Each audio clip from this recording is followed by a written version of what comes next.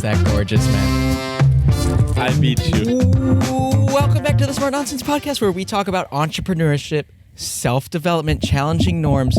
Two things I want to kick this off with, Pop. First off, my nephew has a stutter. Like every sentence, he's like, "Ooh, welcome to the Smart Nonsense Podcast."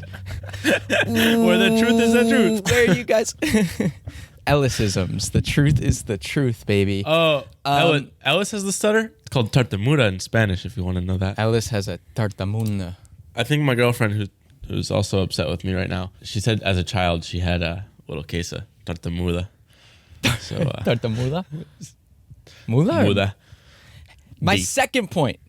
2 points. My second point. I didn't realize that was a 2-point banger. Okay, give us both. Well, I wanted to tell a quick story because I had forgotten about it, but I pee sitting down, Pop. Yeah. I think it's more comfortable. It puts some pressure on the prostate. I feel like it's a more complete empty. And I think we brought that up once to a group of friends. One friend was shocked that not everyone pees sitting down. A male friend of ours. Well, I forget the context exactly, but I'm pretty sure they were sitting. I'm going to use they because I'm inclusive. Too many inside jokes around here. They were sitting on the toilet. I don't know if it was me or someone called them out. It's like, yo, are you taking a dump? And they're like, no, I'm just peeing. It's like, no one's making you sit. Like, why are you sitting? Here's the thing. If you're standing, you're like inertia. You just want to stand. So now you're going to take down your pants, turn around, and sit on a toilet just to pee for like 30 seconds? It's like, what are you trying to do here? So then I think the whole house started busting him, even though like deep down, I think we all like it. I know my dad likes it. He admits it publicly.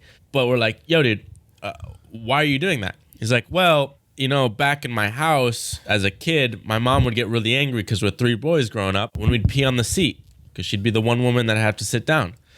And we're like, all right. But like, do you enjoy doing that? It's like, no, I mean, I'd prefer to just stand and pee. But my mom yells at us every single time. So now I just sit every time I pee. And it's like, wait. Eyes. You're telling me right now. Called out. Episode 20 of the podcast. You're telling us right now that you were brainwashed to sit to pee always like a little dog, a little Pavlovian dog. Your mom was just like, yeah, until you now sit down every time you pee as if that's normal.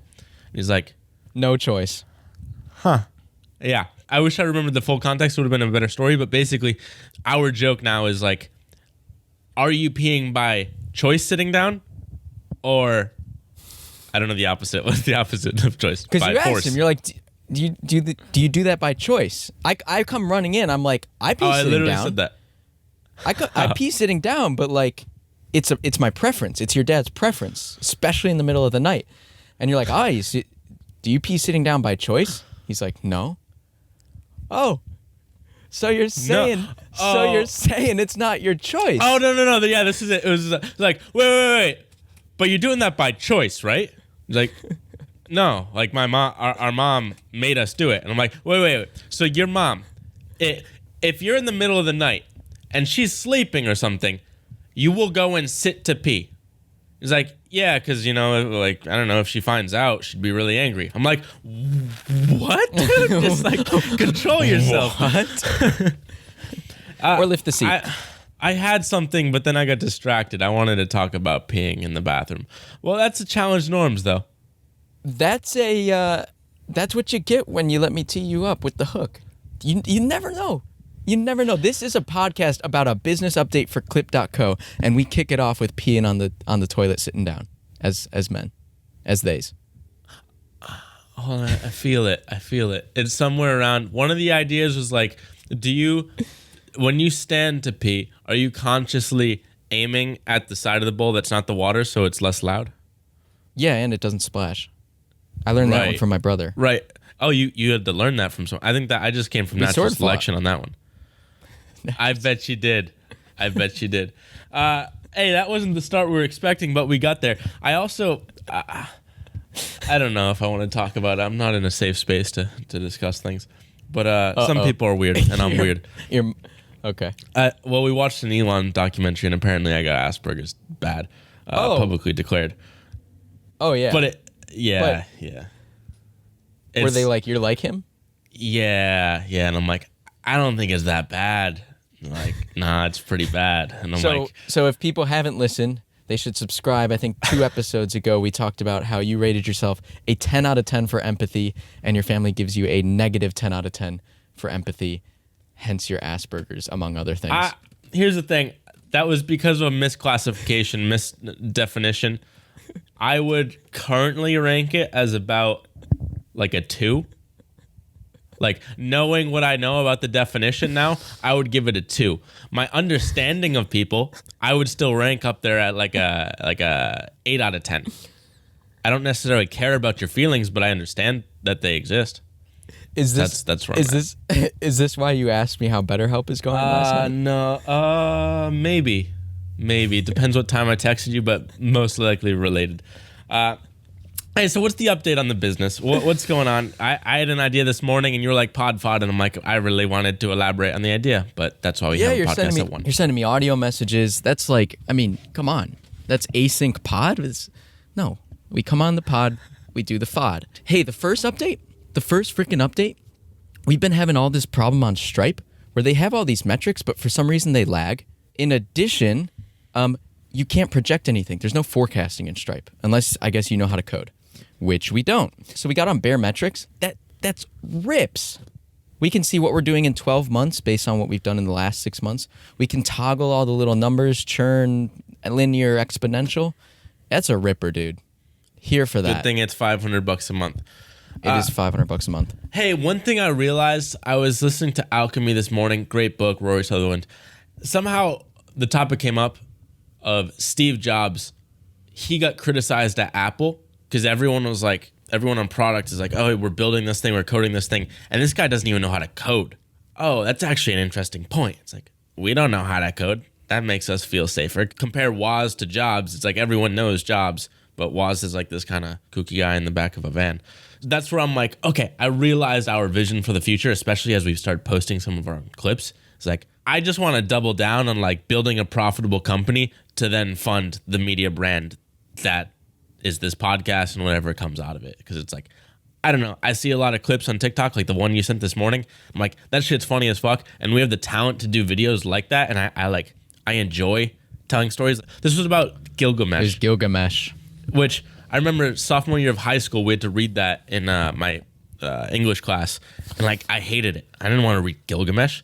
But then I watched this like minute-long TikTok, and I'm like, oh, I fucking love Gilgamesh. They basically translated it from like 3,000, 4,000, I don't know, a long time ago story into like terms today. It's like, yeah, these 2 like fucking bros were just hanging out, and then like one of them wanted to go. It wasn't that bro-y sounding, but he was like, they translated it into terms today that I'm like, oh, that's. And it was comedic, if I was and 15, I'd watch that. And, yeah. Yeah, it was, what's his channel? Because Big Weird World. I don't know. This gets back to what I was doing just for fun back in the day, where it was like stick figure finance. I just really like these like poorly drawn cartoon / animated characters that tell funny stories. I'm like, that shit's hilarious to me. Casually Explained, Sam O'Nella Academy. The simplest ass and oversimplified. It's so simple, but it's just like, hey, that's funny because it's like poorly drawn, and we're so used to overproduction. It's like, oh, this is conscious underproduction, and it's hilarious.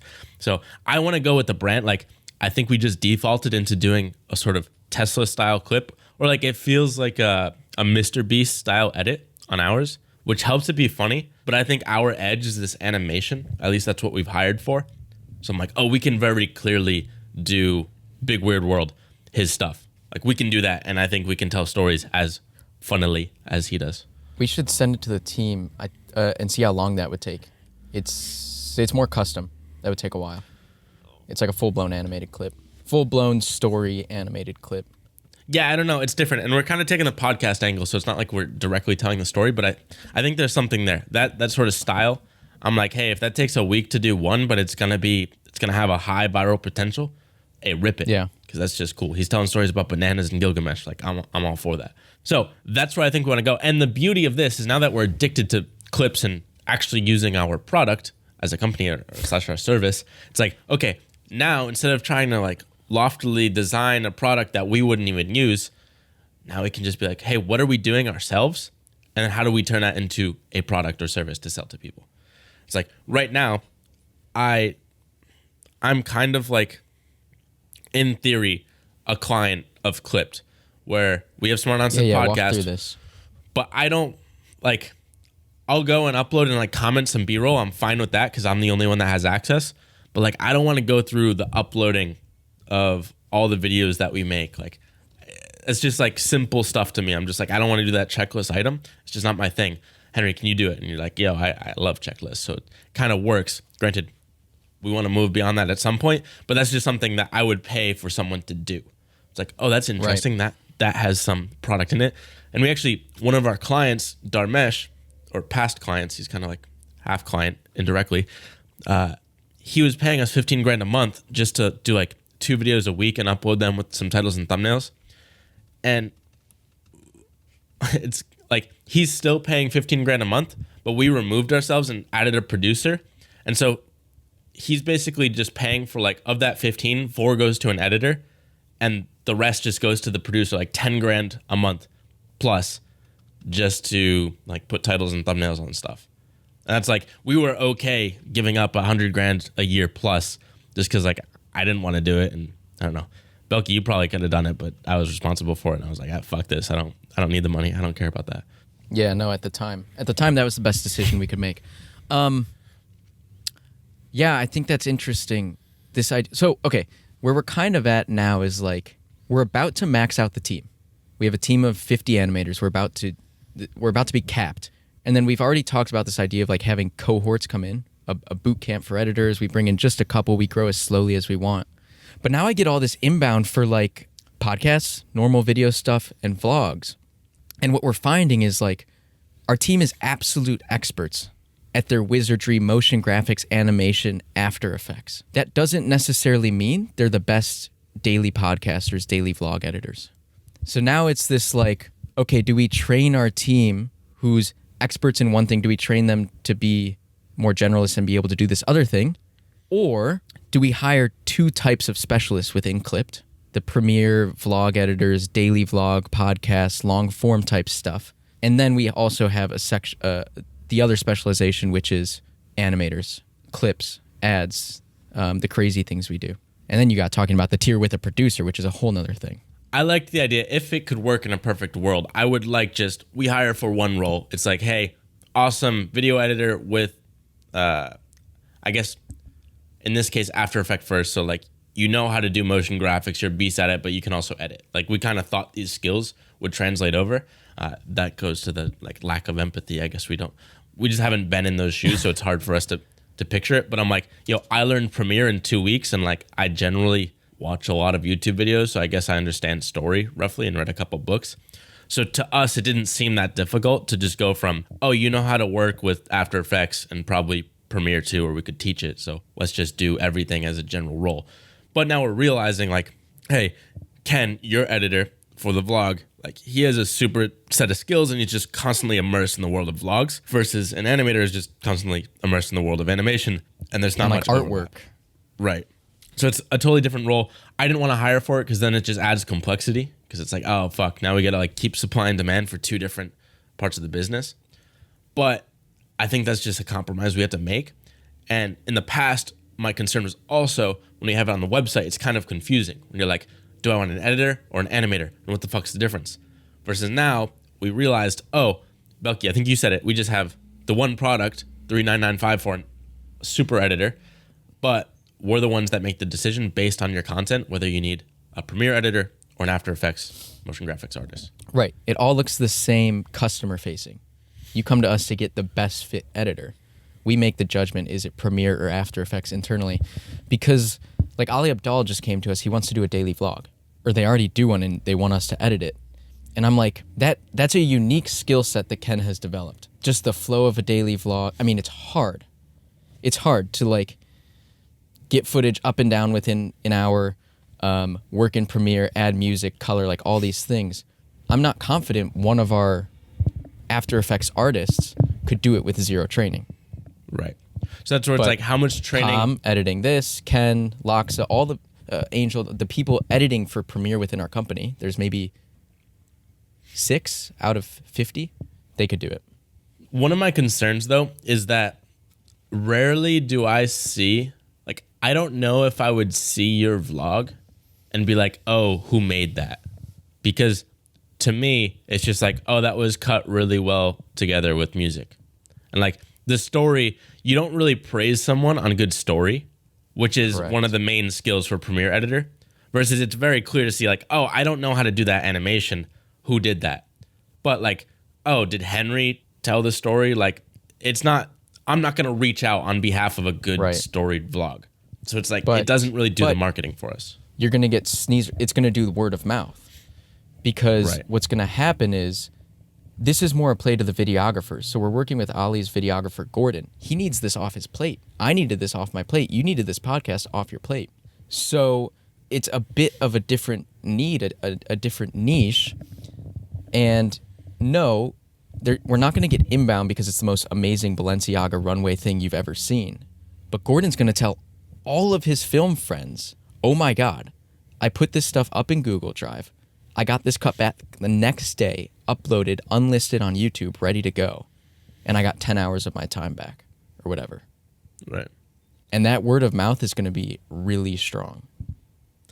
That's also something that I think there was like one vlog that we tried to do.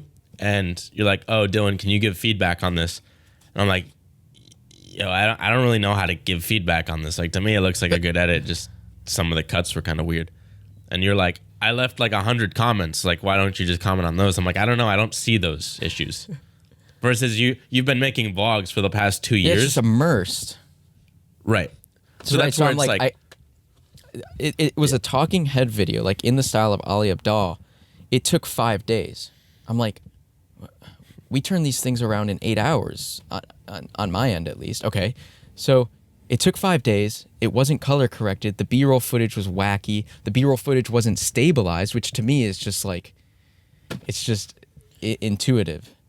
Right. So, I mean, I used to do that. I remember I'd stabilize the shit out of every shot when I was doing my vlogs, but I've just been so out of it, I don't even see it anymore. So you say that, and I'm like, oh, I see it now. But before, yeah, that just feels and then intuitively off to you. Jump cuts, J cuts, like, right. I don't know. Oh, you sent that cool thing, the Hillier, is that how you say his name? Smith? Hillier Smith, I think. Just talking about jump cutting to the eye line of your subject. Like, it's really jarring if you just punch in on something, and then he has this crazy transition where it's a jump cut between Logan Paul's eyes, and it's like, right. That's the 1% improvements. I know, that's the crazy thing. You don't think about it, but it's like, oh, you're watching this video right now. Where are my eyes? If the next cut, my eyes were way off screen over here, you're like, where the fuck did Dylan go? Oh, he's up there. That's jarring.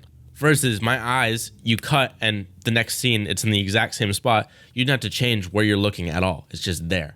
And that's that sort of natural feeling that unless you're an experienced editor, you wouldn't tell. You just like intuitively feel, oh, something's kind of off as the viewer, but you can't like pinpoint why. Versus now, oh, the eyes changed. Now I got to look for it. But it happens so fast, you can't consciously say why that happened unless you study it. And I think we can train all that. We can train all that. Nico on the team has said, like, we can teach this, but it's like, how much time do we have? And I think this is your thing where you're like, we want the out of the box, the person that gets it, that has the intuition, the instinct.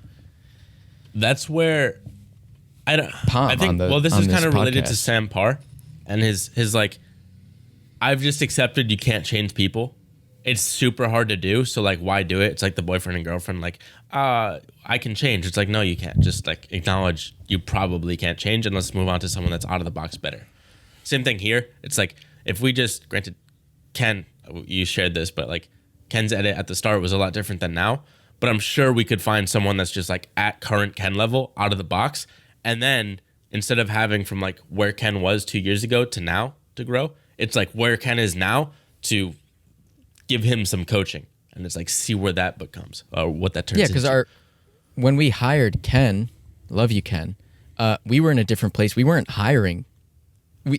It wasn't the same like strict talent dense hiring that we did for our animators to get this ridiculously talented team.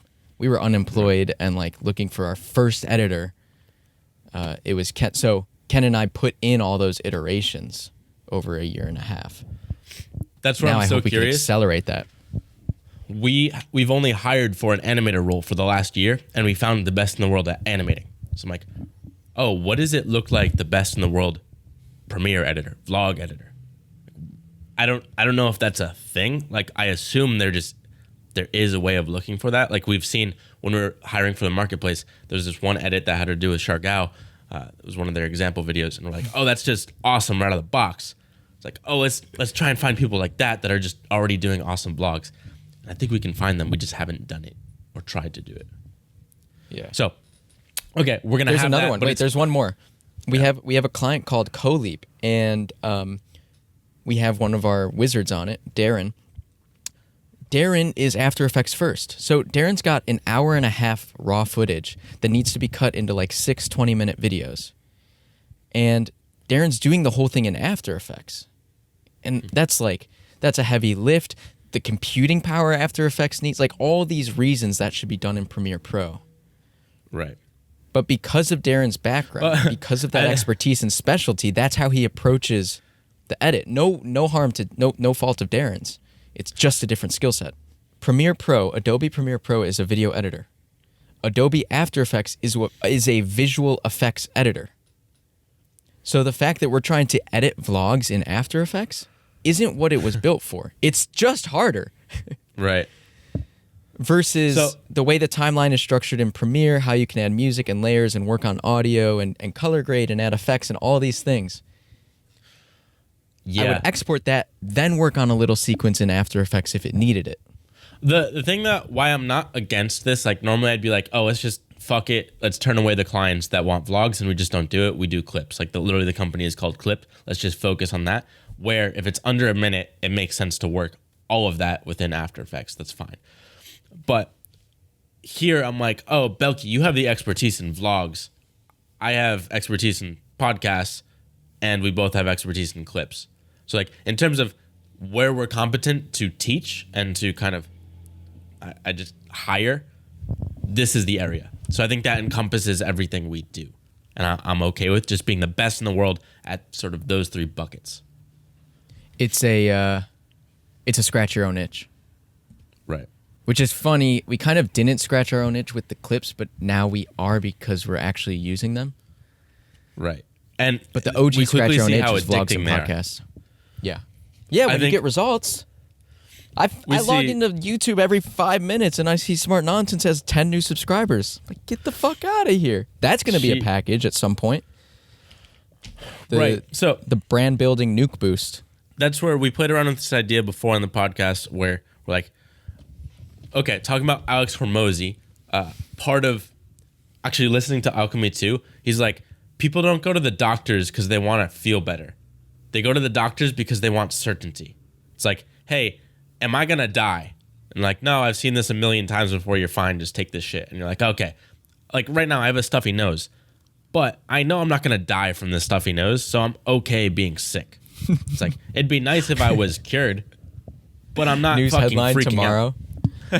24-year-old stuffy nose Narragansett resident dies of stuffy nose. I was, dude. I could have sworn I might have died yesterday. I was at the dentist, and like you got to keep your mouth open, and I can only breathe through my mouth. And they're digging in my mouth, and now like the liquid builds up, and it gets right in your throat, and it was like covering my throat, and I'm like Can't swallow. and I'm like, dude, get that hose in there to suck this out because I'm dying. But I was too scared to tell her that I had a stuffy nose because like even my mom yesterday, she said, oh, we went to this restaurant, but she's like, we got to go because my son's sick and he wants soup. And I'm like, Mom, you can't tell people in public I'm sick. It's just, like not a thing you can tell people anymore. Because now it's like, why aren't you wearing a mask? Why are you out? Yeah. But yeah, so I might have been the first person to die, but hey, I lived through that and got clean teeth. How about that? Nice. You're pixelated for me, but pearly whites. Gotta trust.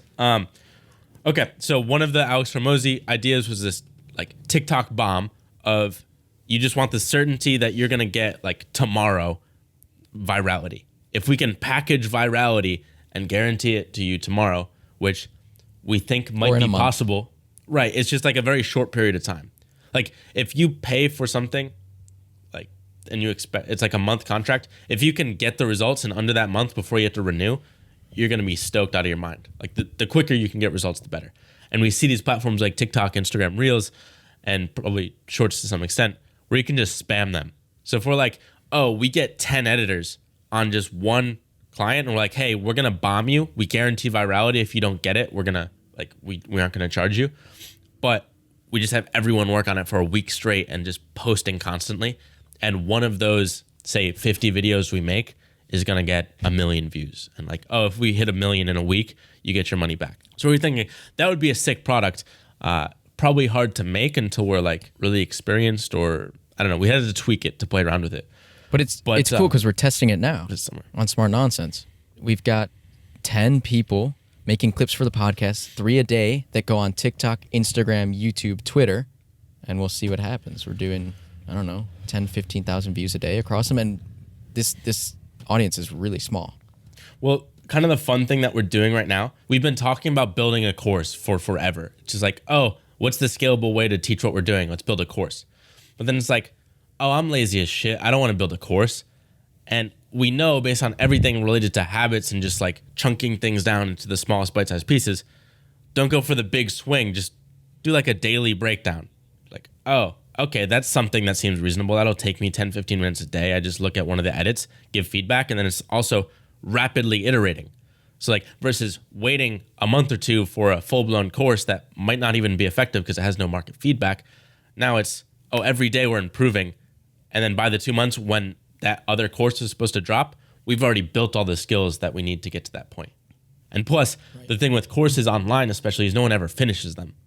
So it's like, oh, yeah, because it's just a shitload of stuff. Versus if you're daily spoon-fed, it's a lot easier to just, oh, I'll watch this 8-minute video today. I got time over lunch. Right, so you're doing these daily learnings internally that 2 weeks out will become a course. Day 1, your first review, we realize this was edited in After Effects. It should have been edited in Premiere for this company. We had this crazy insight day 1 of just doing something, as opposed to like sitting down for a month trying to build a course. Day 1, we have the insight. We're approaching this wrong. We're approaching video wrong for these reasons. Day 1. Day 2, I realized, oh, this breakdown's a lot cooler if I open Premiere and do my own version of the edit. It's like, at least it was cooler for me. Like, I kind of enjoyed like doing the hotkeys again and going through it. I'm like, oh, it is fun. I get why people just want to be creatives, because creating is fucking fun as shit. Because I'm like, literally, it's like you get this mold of an edit. Like you're given the Smart Nonsense podcast, and we're like, how do we tell the best story in 30 seconds? And now I'm moving around like, what's going to be the most entertaining to a random viewer that stumbles upon this? Oh, not Dylan and Henry. Let's put Ali Abdal right at the front and just.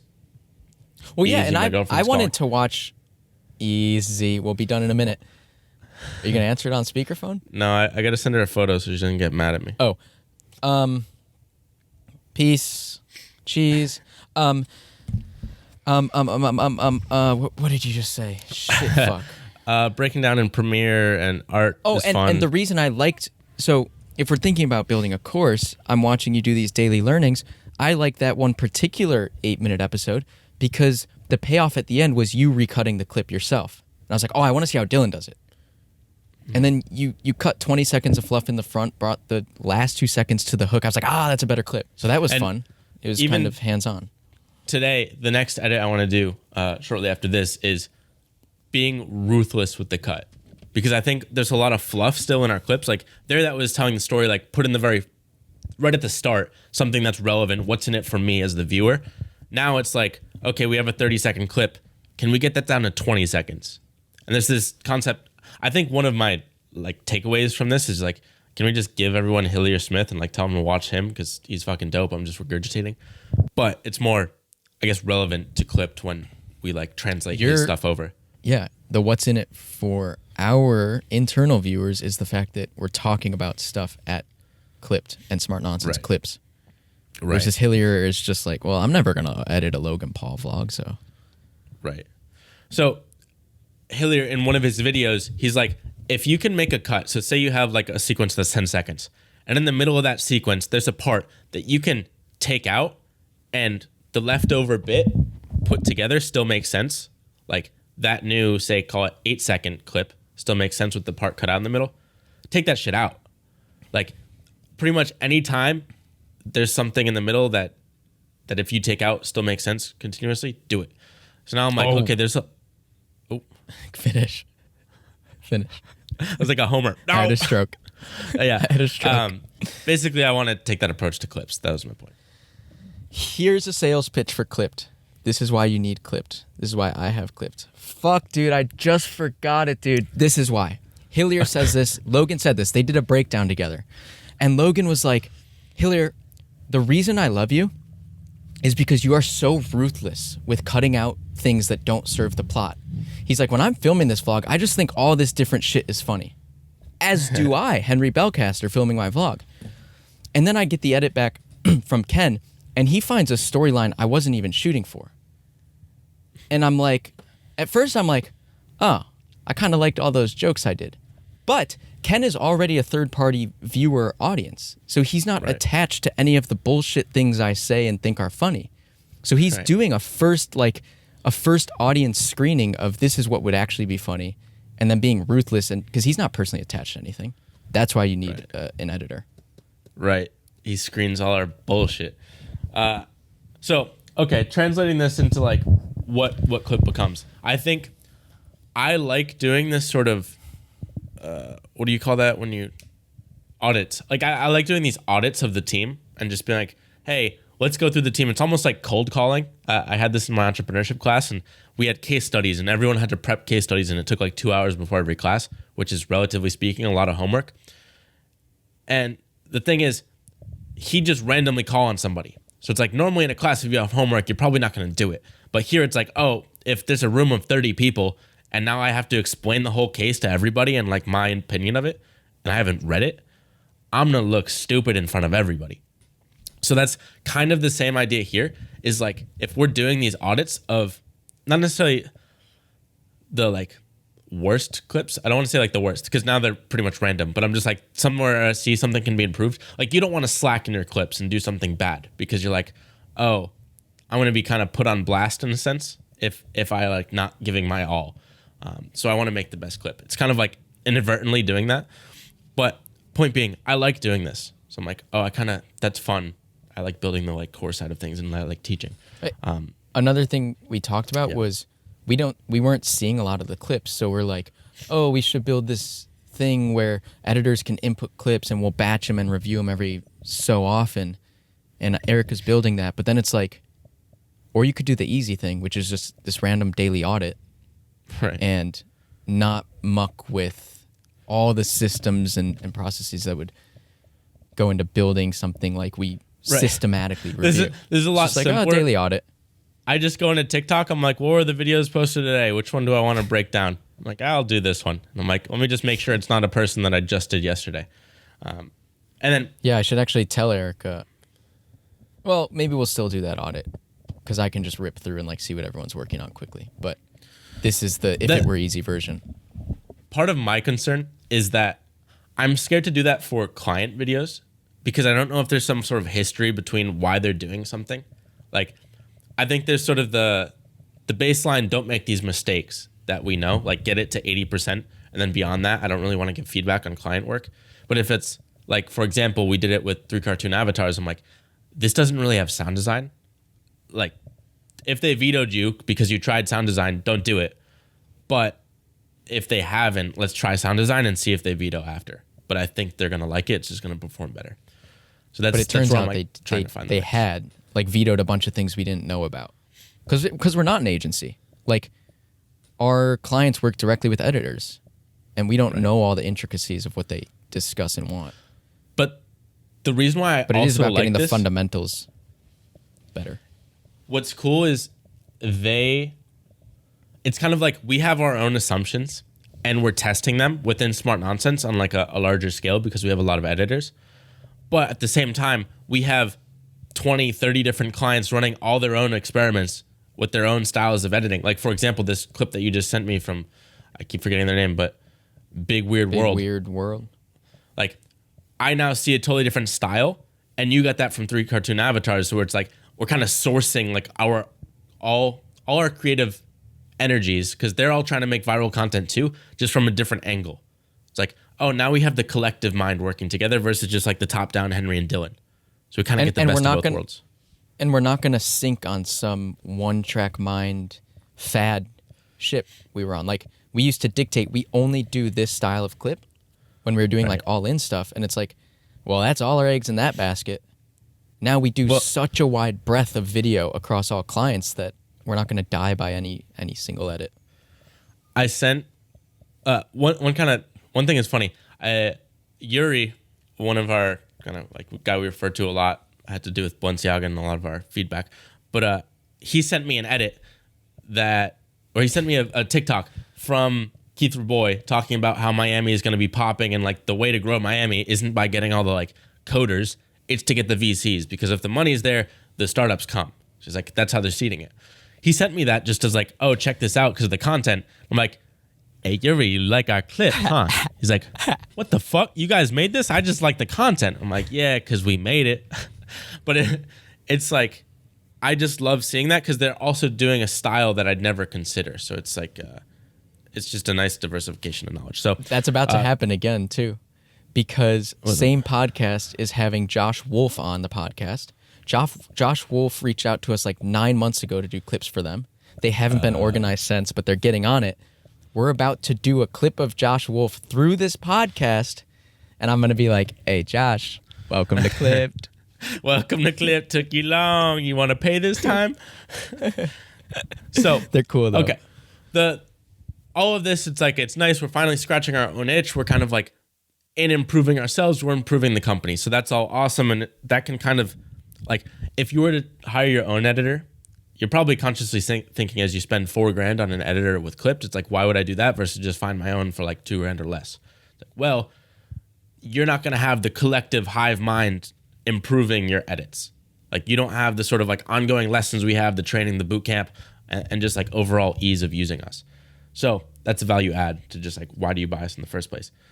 Then the second itch that we don't currently offer, but I think would be nice, is some sort of mini producer, where it's not quite we do everything, but it's like, hey, you are the uploader. You have your Henry Belcaster. He's just going to go in, throw on some like decent enough TikTok I upload headlines. a week's worth of content on Mondays. Right. And this came from the episode maybe like 2 or 3 ago, where we talked about the 11-star experience, which is modeled after Airbnb, how they wanted to do like their perfect experience at Airbnb. We were thinking perfect experience for Clipped, an 11-star experience is you're just viral. You just wake up and you see those 10 subscribers. I mean, it'd be a lot more. So 1 million subscribers for Smart Nonsense. You don't give a shit about what happened in the background. It just happened. So kind of right now we're like, oh, you have to have a producer to really get the most out of Clipped. It's like, let's try and fill that sort of agency role in a sustainable way, which we hated before when it was 10 for 10. But I think we're like approaching it in a smarter way now. We got to productize it. And I think make it an what we tried to do before is like, we always wanted to get out of the agency because we don't like being super hands-on. So we're like, oh, let's just hire Jack Belcaster or someone else to come in. And it's like, they would just be in our shoes too. It's like, they don't want to work with every single client uploading all this stuff. We just need an account manager, which is like someone fresh out of college who like gets social media, but doesn't necessarily have a ton of skills. And you're just like uploading all this content and like giving feedback to clients. But we should whip it up and see who adds it on. And like you said, you and I can be that producer for a week or 2 weeks. And then there are like 5 people I could think of that we could bring in to do that role. Right. So the rework version of this, which is like Basecamp, their company, they're like, hey, do it yourself first and then hire for it. So if we do it ourselves and we're like, oh, 5 people bought it, 10 people bought it. Well, now it's making whatever it might be, like 10 grand, 20 grand a month. Okay, now we can hire someone for 5 grand a month and just like clients are getting better results. We're like kind of ensuring our success by having them get better results. And they can also, like that producer person can help us too. Because I don't want to. A lot of the reason we fail, especially in the early days, is just because when they came to work with Clipped, we were giving them another job, which is like, now you're responsible for all this content we're making. And we make a lot. So a lot of the reason we would fail and churn early on with clients is just because they weren't posting. And we're like, but it's so easy. Look how much. Oh. Let's just say I think Belky lost his connection. Obviously he did. So I was going to say, basically this happened with My First Million back in the day. They wanted to post, I don't know, like 40 clips a month, but they didn't have someone producing it. So it just never got posted. All right, that's it from us. Pressure Cook Your Poop. Go.